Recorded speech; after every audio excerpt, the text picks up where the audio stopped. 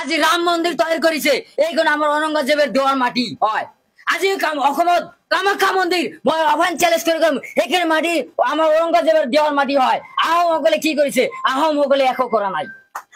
তেওঁলোকে লবি ৰাজনীতি কৰিছিলে ৰাজনীতি কৰিছিলে লাচিত বৰফুকনে লবি ৰাজনীতি কৰিছিলে আজি কয় যে দেহতকে মমাই ডাঙৰ নহয় আপোনালোকে দেহত গণে যে মমাই ডাঙৰ নহয় তোমালোকে লাচিত বৰফুকনে কি কৰি গৈছিলে আজি অপমান কৰিব আমি আঙ্গুল চুচি থাকিম আমাক জেলে ভৰাই দিয়ক আমাক গুলি কৰি আমি ভয় নকৰো আই ডোন্ট কেয়াৰ আমাৰ কিবা এটা হ'ব আজি দেখা গ'ল আমাকে টাৰ্গেট কৰি আমাকে মাৰি আছে আৰু আমি এইটো আঙ্গুল চুচি থাকিম ৰাস্তা ঘাটৰ কথা বাদ দিয়ক আগত দেশৰ বহবাস কৰাটো আপোনাৰ চিন্তা কৰক আজি ৰাস্তা ঘাটৰ কথা কৈব আজি অসম চৰকাৰে কি কৰিছে একো কৰা নাই গতিকে আমি যে শান্তিৰ মাজত জীয়াই থাকিব নোৱাৰো আমি ৰাস্তা ঘাট দি কি কৰিম স্কুল কলেজ দি কি কৰিম মেডিকেল দি আমি কি কৰিম প্ৰয়োজন আছে আৰু আমি চকুৰ আলিক উজনি অসমত প্ৰৱেশ নিষিদ্ধ কৰিলে আমি ক'ব বিচাৰো যে এনে ধৰণৰ বিতৰ্কিত কথা পতাব যাতে ভৱিষ্যত দিনত নকয় চকুৰ আলি হৈছে কোনো ধৰণৰ ইতিহাস অসমীয়া কৃষ্টি সংস্কৃতিৰ বিষয়ে তিলমাত্ৰ জ্ঞান নথকা এজন বহুৱা সদৃশ ব্যক্তি যিটো আমি কওঁ যে কাৰ্টুন বুলি কওঁ যে তেনেকুৱা এজন ব্যক্তি কিন্তু অসমৰ একাংশ সংবাদ মাধ্যমৰ কাৰণে চকুৰ আলি আজি ষ্টাৰ কেম্পেইনাৰ আখ্যা পাইছে কিন্তু চকুৰ আলিৰ দৰে ষ্টাৰ কেম্পেইনাৰজনে যদি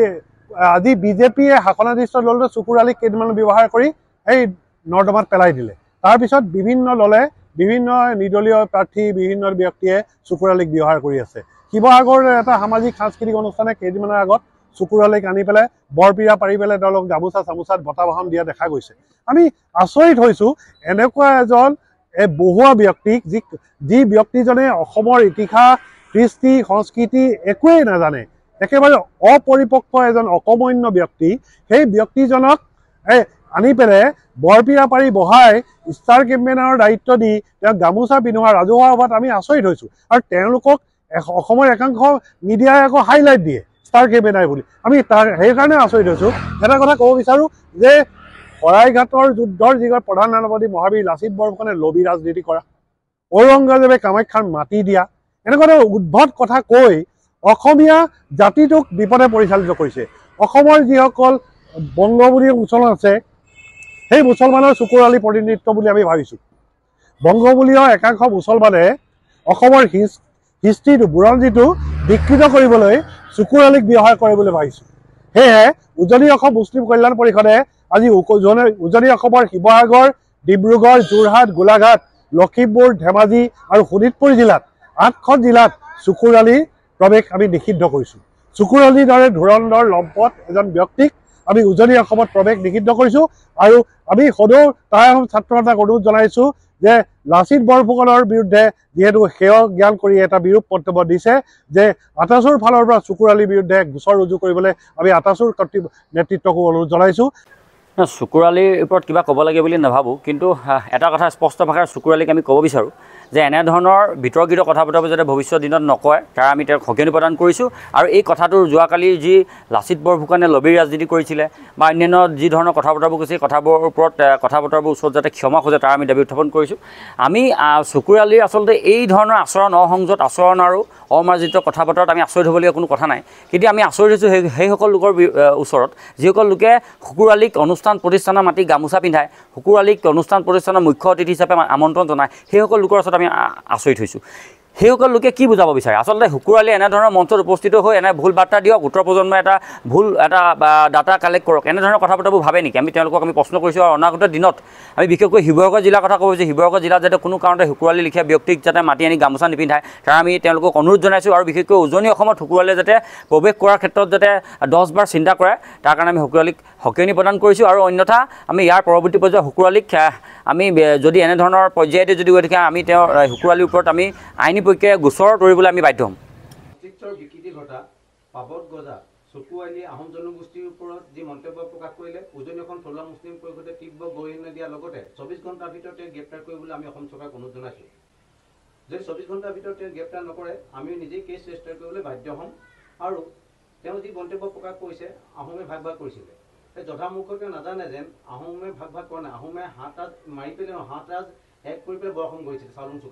চাউলুং চুকাফাই প্ৰত্যেকটো জাতি জনগোষ্ঠীক সমমৰ্যাদা প্ৰদান কৰিছিলে মই হাজৰিকা লোক এই হাজৰিকা উপাধি আহোমসকলে প্ৰদান কৰা উপাধি ইয়াত উজনি অসমৰ পৰা বাকী যিবিলাক জনগোষ্ঠী আছে, বিশেষকৈ আমাৰ মুছলিম সম্প্ৰদায়ৰ কথাই মই ক'বলৈ বিচাৰিছোঁ, যিবিলাক উপাধি সেই আহোমসকলে পদমৰ্যাদা চাই তেওঁলোকে উপাধি প্ৰদান কৰা হয়। আৰু তেওঁ মুখত মাত নুফুটিবলৈ টিআৰপি লাভৰ বাবে ক'ত কি বকে মুখৰ পৰা শব্দবিলাক সম্পূৰ্ণ মাতটো ফুটি নুঠে, থু ওলাই যায়। আৰু ইয়াত মই বিশেষকৈ সমাজ জনগোষ্ঠী অনুক্ৰমে তেওঁ টিআৰপি বা তেওঁ প্ৰচাৰবিলাক যিবিলাক ব্ৰডকাষ্টিঙে প্ৰচাৰ কৰে সেইবিলাকো বন্ধ কৰিবলৈ মই অনুৰোধ জনাইছোঁ। কাৰণ তেওঁ সম্পূৰ্ণভাৱে অসমত বয়কট কৰক। তেওঁ সেই টিআৰপি থকাৰ বাবে বিভিন্ন অনুষ্ঠানত গৈ যিটো মন্তব্য প্ৰকাশ কৰিছে, সাহস পাইছে তাৰ কাৰণে। সেইকাৰণে মই অনুৰোধ জনাইছোঁ যে তেওঁ সকলোৱে বয়কট কৰক। আৰু বুৰঞ্জী বৰটো জানেনে তাৰো সন্দেহ আছে। বুৰঞ্জী বৰটো নজনাকৈ তেওঁ এনেকুৱা মন্তব্য প্ৰকাশ কৰিছে। আৰু তেওঁ কোনটো ৰাজনৈতিক দলৰ ষ্টাৰ কেম্পেইন অলপ দিনৰ আগত আছিলে, সেই ৰাজনৈতিক দলকো মই ক'বলৈ বিচাৰিছোঁ, এনেকুৱা ব্যক্তিক আপোনালোকে চল দিয়াৰ কাৰণে আজি যি সাহস দিলে, এই সাহস তেওঁলোকক যি তেওঁক উৎসাহ প্ৰদান কৰাৰ কাৰণে তেওঁ এনেকুৱা মন্তব্য কৰিবলৈ সাহস পাইছে। নহ'লে এনেকুৱা এটা মন্তব্য কৰোঁতে কেতিয়াও সাহস নাপালাহেঁতেন। সেইকাৰণে এইটো ৰাজনৈতিক মুনাফা লোৱাৰ কাৰণে এনেকুৱা মন্তব্য বেলেগে কৰিছিল, তাৰ ওপৰত আমি অসমৰ জনসাধাৰণে চকু ৰাখিব লাগিব। যি কি নহওক, তেওঁ যিটো মন্তব্য প্ৰকাশ কৰিলে সম্পূৰ্ণ গৰিহণাযোগ্য, আমি কোনো প্ৰতি বাক্যটো সহ্য কৰিব নোৱাৰোঁ। যেনেকৈ এটা বাক্য কৈছে, তেওঁ লাচিত বৰফুকনৰ কথা ক'বলৈ আহিছে, তেওঁ ক'লে কি মোগলে কৰিছে, আহোমে কোনো আহোমে কি নাই কৰা অসমখনৰ কাৰণে। ইয়াত জ্বলন্ত উপায় আমাৰ পুৰণি ঐতিহাসিক কীৰ্তিচিহ্ন আছে, সেই কীৰ্তিচিহ্নসমূহে ইয়াৰ এটা উদাহৰণ, ইয়াৰ এটা আমাৰ চিনাকি। সেই বস্তুবিলাক তেওঁ জানে নাজানে কীৰ্তিচিহ্ন শব্দ মানে কি মোৰ তাৰো সন্দেহ হৈছে। মাত্ৰ মুখত এই অলপ দিনৰ আগত গৰু চোৰৰ কেছত গৈ পেলাই স্কুটিত ধৰি পেলাই তেওঁ জেলৰ পৰা আহিছে, তাৰপিছতো আকৌ আহি পেলাই অলপ দিনৰ পিছত তেওঁ আকৌ আবুল বকিছে। সেইকাৰণে এনেকুৱা এটা ব্যৱস্থা গ্ৰহণ কৰা অসম চৰকাৰে যদি এইটো ভিতৰলৈ পগলাটো বাহিৰলৈ ওলাই আহিব নোৱাৰে আৰু পগলা ফালে ৰাখি দিয়ক। আৰু এনেকুৱা ব্যক্তিবিলাকৰ পৰা আমাৰ সাম্প্ৰদায়িক পৰিৱেশ বিনষ্ট হোৱা আমি পৰিলক্ষিত হৈছে। সেইকাৰণে এনেকুৱা ব্যক্তিবিলাকৰ যদি কোনো ধৰণে সামাজিক মাধ্যমত হওক বা ৰাজহুৱা স্থানত যদি মন্তব্য প্ৰকাশ কৰিব নোৱাৰে, তাৰ কাৰণে চৰকাৰে ব্যৱস্থা গ্ৰহণ কৰক। চামাগুৰিত শিঙিমাৰী জিলা পৰিষদ নিৰ্বাচনৰ প্ৰচাৰ চলাবলৈ গৈছিলোঁ। তাতে মই ভাষণৰ মাজত মই সৰব হৈ কিবা কথা মোৰ মাজত চিলিপ হৈছিলে। আৰু মই ভবা নাছিলোঁ মই কথাটো আচলতে মই যিহেতু গভৰ্ণমেণ্টক আমি মানে বিজেপি চৰকাৰেও আমি সমালোচনা কৰিবলৈ মানে হৈছিলোঁ। একচুৱেলি মই সেইটো ভাৱ নাছিলে যে মই আহোমসকল বা কামাখ্যা বা লাচিত বৰফুকন তেনেকুৱা কথা মই কেতিয়াও ভবাও নাছিলোঁ, কেনেকুৱা হোৱা নাই। আচলতে কেনেকৈ কথাটো ওলাইছে নোলাইছে মই গমেই পোৱা নাছিলোঁ। কিন্তু পিছতে মই লগে লগে তেতিয়াই আমি কৈছিলোঁ যে কথাটো আমাৰ মাজত কিবা ভুল ধৰিছে। কাৰণ যেতিয়া এটা ভাষণ দি থাকোঁ, ভাষণৰ মাজত বহুত ধৰণৰ কথা ওলাই যায় মাজতে। গতিকে আমি সেইটোলৈ তৰ্ক বিতৰ্ক কৰিব নালাগে। আই এম চৰি, সকলোৱে অসমবাসী ৰাইজৰ ওচৰত মই ক্ষমা বিচাৰিছোঁ, আকৌ ক্ষমা বিচাৰিছোঁ। মই তেতিয়াও ক্ষমা বিচাৰিছোঁ। আৰু একচুৱেলি আমি এইটো মানে কথাটো কেনেকৈ আমি চিলিপ হৈছে মই গম পোৱা নাছিলোঁ।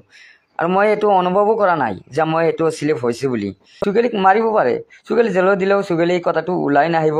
যদিও মই যি কথাটো কৈছোঁ ক্ষমা বিচাৰিছোঁ, যদি আপোনালোকে ক্ষমা নকৰে তে কোনে ক্ষমা কৰিব। কিন্তু মইতো চলিব লাগিব বা খাব লাগিব যদি পেট আছে। গতিকে আপোনালোকে মই সেইটোৱে ক্ষমা বিচাৰিছোঁ, আপোনালোকে কাটৰ আহ্বান কৰি আপোনালোকে যাতে মই কথাটো কোৱা নাছিলোঁ যদি কথাটো ওলাইছে। গতিকে আমি সকলোকে ক্ষমা প্ৰাৰ্থী জনাইছোঁ অসমবাসী ৰাইজৰ ওচৰত।